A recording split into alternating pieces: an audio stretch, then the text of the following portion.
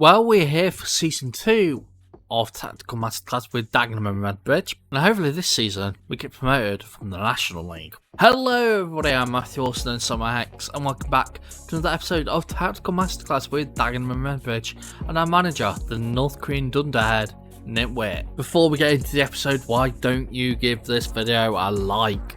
You can also subscribe to the channel as well and hit the bell for mobile notifications so you never miss an upload. And check out all my socials down in the description below, such as Patreon, where you will also, if you pledge, you'll also get save files such as my Chesterfield one that is coming soon or has already been out, I'm not sure, as well as other things like the WK and Arsenal end of series stuff, as well as this for when we leave Dagenham Redbridge. But yeah, we're on the 4th of July. The season has started technically with the review, season previews I mean. We're expected to finish 13th if we look at transfers, because I think we've done most of them so far. We haven't got much money to spend.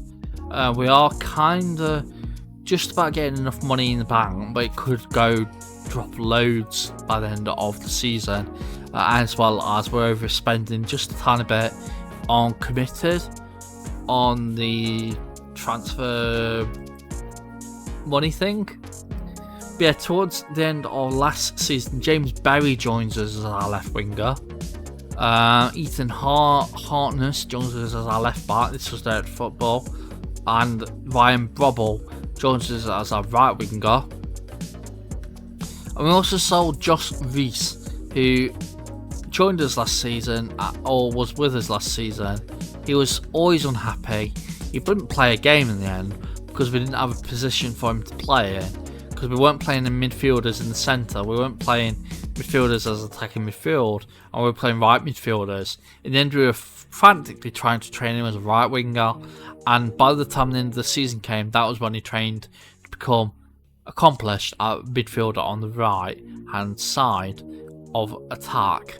So yeah, he ended up leaving for quite a lot of money, £40,000 rather than 6.2 to Dorking, who of course beat us in the playoff final last season and were promoted to League 2. In terms of other things, Frankie Franz was also loaned out once again, this time to Hampton and Richmond, while Jamie Osborne joins us as our free transfer from Solihull Moors.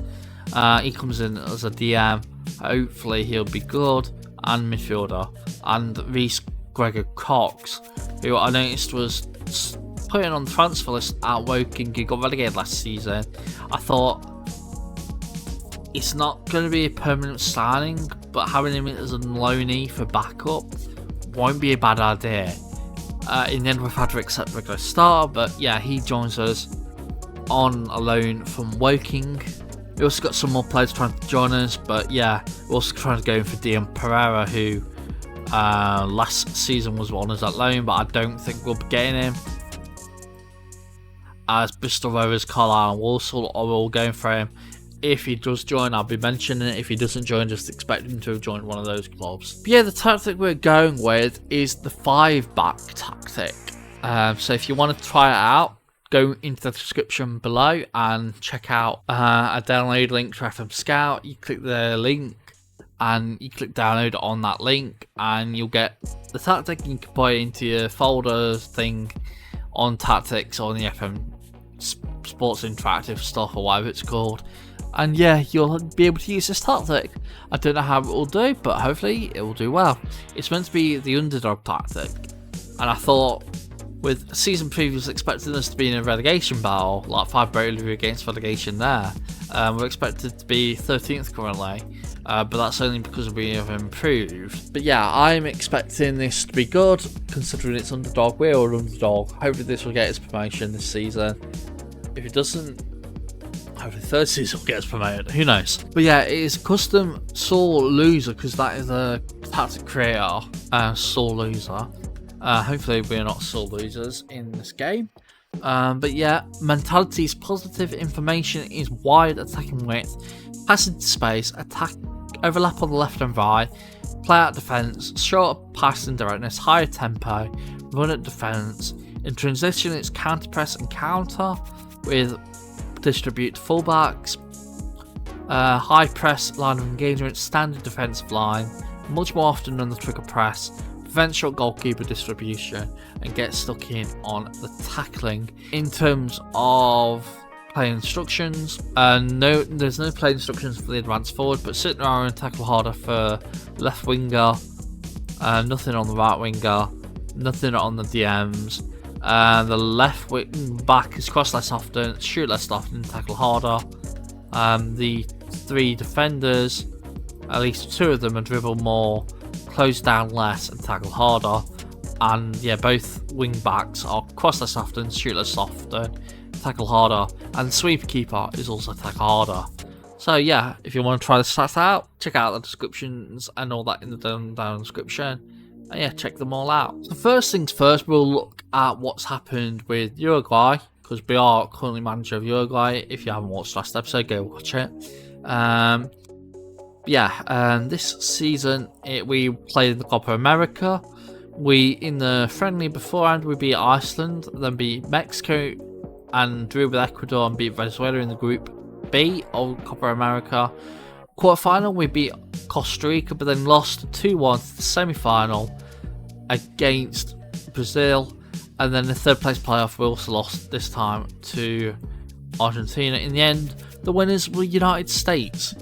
United States beat Brazil in the final to win the Copa America. And we've only played one game so far in all the other games, and that was a 5-2 victory against Venezuela in the CONMEBOL World Cup Qualifiers. In terms of all the other transfers, for Dagenham and Redbridge, Aaron Corporal joins us as an important player. This is director of football. I thought I'd go ahead with it.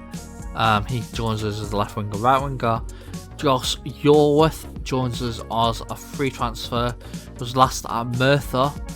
He comes in as a centre back and left wing back or left back. Scott Malone also comes in as a left back.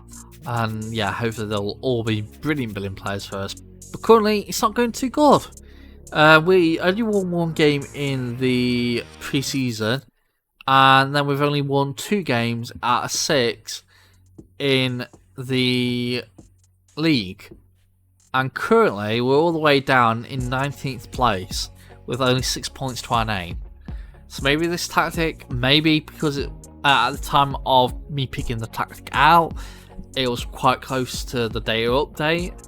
So maybe because of that, the data update, this was from the past data update, because of this data update doesn't work with it, the tactic. Who knows? It's just not working for us so far. No more transfers joined us come 30th of December, and only Stan Flaherty really has been loaned out as of any of player because he was unhappy about his game time. We also loaned out Harry Phipps, who was also not happy with his game time, but yeah. All the others are just youngsters. In terms of the results, it's not been going too good again. We lost to Gateshead, lost to Fylde, beat Chester, beat Wealdstone, beat Aldershot, beat Solihull Moors, drew with Havgate, beat Enfield in the FA Cup 4th qualifying round, beat Barnet, then lost to Southend, drew with Rochdale, beat Aldershot in the FA Cup 1st round, then went on an awful run of results where we lost to Torquay, drew with York, Scunthorpe and Swindon, and lost to Altrincham. And then lost to Leyton Orient in the 2nd round of the FA Cup. Boreham Wood we also lost in the 3rd round of the FA Trophy, and Bromley, Boreham Wood, Halifax we all won in the next games, and then drew with Yeovil and Oxford. Currently we are 13th. Given that the board want us in the end to finish mid-table, although it says they're fight bravely against relegation, so I don't. What are your priorities? Which one is it? It's not the end of the world, but I don't think with how this tactic is going that we will be getting promotion. We might get playoffs on a good run of form if we can stick with it, but I can't see us winning in those head-to-head games when the time comes to play well. So a quick look at Uruguay for the end of the season. We lost to Peru, we drew against Chile, lost against Bolivia, and drew against Ecuador and Argentina. So not a very good end to the season, end to 2024 for Uruguay. However, we did beat Brazil and Colombia in the World Cup qualifiers in March. So we're currently 4th, 21 points, 7 or no, 6 points ahead of 7th place Colombia. So hopefully we can qualify for the World Cup. Brazil, Argentina have already qualified. Chile look like on course. To be honest, so do I.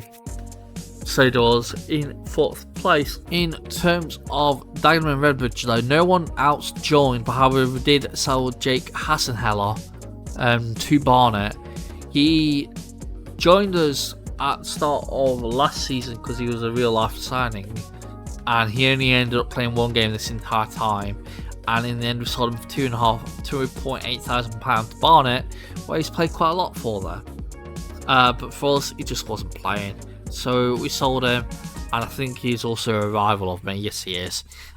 So he just does not like me. Also, in terms of finances, we're now in the red by about £100,000. Wage budget has gone up for the start of next season. We've got a bit on the transfer budget, but probably not going to be spending any of it. But yeah, the results since last time. So I think it was Yeovil and Oxford, or something along those lines. But then went on an undefeated run, but not the best undefeated run because they had a load of draws. Drawing against Eastleigh and Hartlepool, beating Oldham, drawing against Gateshead, beating Aylesford, beating Chester, drawing against Wealdstone and Aldershot, beating Solihull Moors, drawing against Harrogate, and then losing to Barnet and Southend, drawing with Rochdale, losing to Torquay, beating York and Scunthorpe, and then having a poor run form in April, losing to Altrincham, Swindon, Boreham Wood, with only a win at Bromley in between Swindon and Boreham Wood. In the end, we still finished top half, 11th in the end, 65 points, but only 3 goal difference. So yeah, I don't think this tactic works for this new update, personally, because I wouldn't understand why someone would put it up when it doesn't work. So yeah, it must be that the update has screwed the tactic over. But if you still want to try it out, maybe edit it to more your style, you can still try it out in the description below. Like I said, it's 5 back, it's by Sore Loser. All the links in the description below for that. But yeah, we didn't get promoted this year, which was the aim. In the end, Gateshead are promoted as champions, which would what would that happen in real life? Considering that in real life, in this season, in real life, they've just been denied entry to the playoffs because of them not having the required meeting goal standard of stadia for the EFL. So yeah, disappointed for them in that regard for that season, in the real life. But in this world, they're promoted to the League 2, so who knows. But yeah, if you have enjoyed this video, like the video, subscribe to the channel as well for more FM24 content. You can check out the socials down in the description below, such as Patreon, Twitch, Twitter, /X, Blue Sky, all those good things. And yeah, check out the tactic in the description below as well. But yeah, I've been Matthew, also known as SamuraiHex. I'll see you all next time. Hopefully next season will be promotion. Hex signing out. Bye everybody.